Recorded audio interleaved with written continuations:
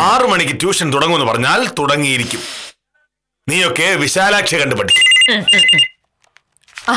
വിശാലാക്ഷി വന്നതേ ആദ്യ ഫോൺ എടുക്കും ഭാമേ. ഓ ഓക്കെ, എനിക്കറിയാം സണ്ണി വലിയ ഗെയിമനാണെന്ന്. എന്നാലും സ്വന്തം ഭാര്യയെ പറ്റി ജീവിക്കുന്ന അവനെ പോലുള്ളവരെ അങ്ങനെ വെറുതെ വിടാൻ പാടില്ലല്ലോ സത്യപാല. ഈ കേസ് ഞാൻ വാദിക്കും. സണ്ണിയും സ്റ്റെല്ലയും തമ്മിലുള്ള ബന്ധത്തെ പറ്റിയൊക്കെ എനിക്ക് ശരിക്കും ബോധ്യമായിട്ടുണ്ട്. ബാക്കി ഞാൻ ശരിയാക്കി കൊടുക്കാം. ശരി. മോഹനയുടെ ജോലി ചെയ്തുണ്ടാക്കുന്ന പൈസ കളയാതെ സമ്പാദിക്കുന്നില്ലേ? അങ്ങനെ ഒരു ഭർത്താവിനെ പറ്റി ഒരു ഭാര്യ ഒരു കുറ്റം പറയേണ്ട കാര്യമില്ല. പക്ഷേ മേരിക്കുട്ടിയുടെ ഭർത്താവ് സണ്ണിയുടെ കയ്യിലിരിപ്പ് അതല്ല. പിന്നെ എന്തെങ്കിലും വലിയ അത്യാവശ്യം വന്നപ്പോ കടം കൊടുത്താണെങ്കിലോ? അതൊരു തെറ്റാണോ? മോഹനേട്ടൻ ഇനി സണ്ണിയെ ന്യായീകരിക്കാൻ നോക്ക. നടക്കില്ല മോഹനേട്ടാ. ഇതൊക്കെ ആണുങ്ങളുടെ ഓരോ നമ്പറാ. പിന്നെ അതൊന്നും കൊടുത്താലെന്താ? ഈ ഷർട്ട് തയ്ക്ക്.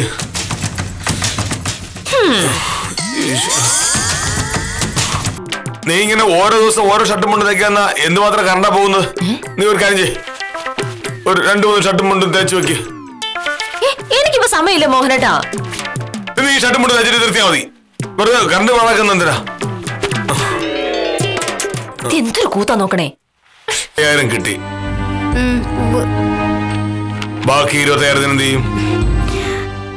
അന്വേഷിക്കണം സാർ. ഇന്ന് വൈകുന്നേരത്തിനും കെട്ടിവെച്ചാലേ നാളെ ഓപ്പറേഷൻ നടക്കൂ.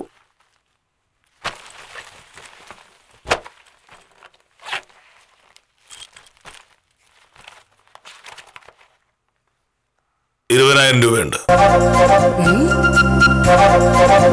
വേറൊരാവശ്യത്തിന് വേണ്ടി ബാങ്ക് നിർത്തതാ. പക്ഷെ ആ ആവശ്യം ഇന്ന് നടക്കില്ല. ഒരു 3-4 ദിവസത്തിനുള്ളിൽ തിരിച്ചു തന്നാ മതി. അവിടെ കയറി വന്ന് വക്കീലേ എന്ന് വിളിക്കണം. അവനോട് സംസാരിക്കുന്നതിനിടയിൽ പൈസയുടെ കാര്യം പറയണം. മനസ്സിലായോ?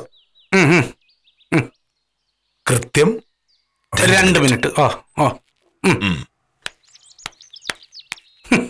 ഇത് മുഴുത്ത ഭ്രാന്തി തന്നെ. അല്ല, ഇതാരാ ഉത്തമനോ? എന്താ ഉത്തമ രാവിലെ? നമസ്കാരമുണ്ട് സാർ.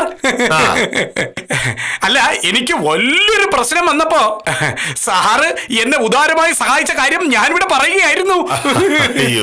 സാറ് എനിക്ക് 20,000 രൂപ തന്നു എന്ന് പറഞ്ഞിട്ട് ഈ നിൽക്കുന്ന വക്കീൽ വിശ്വസിക്കുന്നില്ല അത്രേ. അത് വിശ്വസിച്ചോ ഇല്ലയോ എന്നുള്ളതല്ലല്ലോ പ്രശ്നം. ആ 20,000 രൂപ ഞാൻ തിരിച്ച് തന്നിരിക്കും. എന്നാലും മോഹനേട്ടൻ എന്താ പറ്റിയെന്ന് ഞാൻ ആലോചിക്കുന്നത്. ഞാൻ ചോദിച്ച പോലും കാശ് തരാൻ മടിക്കുന്ന മോഹനേട്ടൻ ഉത്തമൻ ചോദിച്ച പാടെ കാശ് കൊടുത്തു എന്നൊക്കെ പറഞ്ഞ. നീ പൈസ ചോദിക്കുന്നത് ന്യായമായ കാര്യത്തിനാണെങ്കിൽ നിനക്കും തരും. അത്ര ഭംഗിയായിട്ടല്ലേ ഞാൻ വക്കീലിന്റെ അടുത്ത് വിഷയം അവതരിപ്പിച്ചു കളഞ്ഞത്. പക്ഷേ എല്ലാം ഞാൻ നേരത്തെ പറഞ്ഞു തന്നിരുന്നു. അപ്പൊ ശരി, ഭാവിയിലും ഇത്തരം ആവശ്യങ്ങൾ വന്നാൽ ഞാൻ ഉത്തമനെ വിളിക്കും. വല്ല കൈവശാവകാശ സർട്ടിഫിക്കറ്റിന്റെ പോക്കുവരവിന്റെ കാര്യം വരുമ്പോൾ ഞാൻ സാറിനെ അങ്ങോട്ട് കാണാൻ വരും.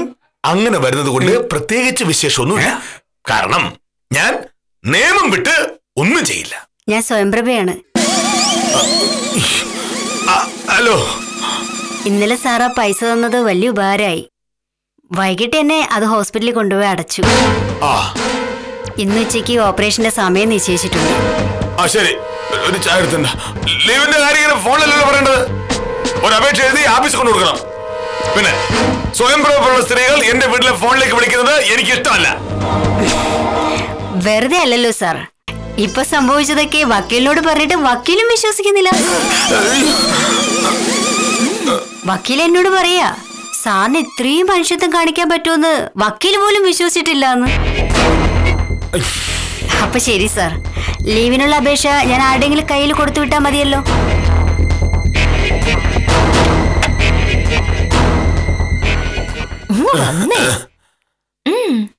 ഒന്നുമില്ല മോഹനേട്ടാ. ബാങ്കിൽ നിന്ന് ആകെ അടുത്തത് 20,000 രൂപയല്ലേ? ആ 20,000 രൂപ ആഫീസ് വെച്ച് സ്വയംപ്രഭയ്ക്ക് കൊടുത്തു. അത് കഴിഞ്ഞ് അതേ 20,000 രൂപ വൈകുന്നേരം ഉത്തമനും കൊടുത്തു. എന്തോന്ന് മോഹനേട്ടാ, നോട്ട് കെട്ടിപ്പോ? ഞാൻ കാര്യമൊക്കെ എനിക്ക് മനസ്സിലായി. എന്റെ മോഹനേട്ടാ, ഈ ഉത്തമനുമായിട്ട് ഗൂഢാലോചന നടത്തിയത് എപ്പോഴാ? ഫോണിലൂടെയാ? നീ ഷർട്ട് വെച്ചോണ്ടിരുന്നപ്പോ ഉത്തമൻ വീടിന്റെ പുറവശത്തോട് വന്നു. ഉത്തമന് ഞാൻ വെച്ചിട്ടുണ്ട്.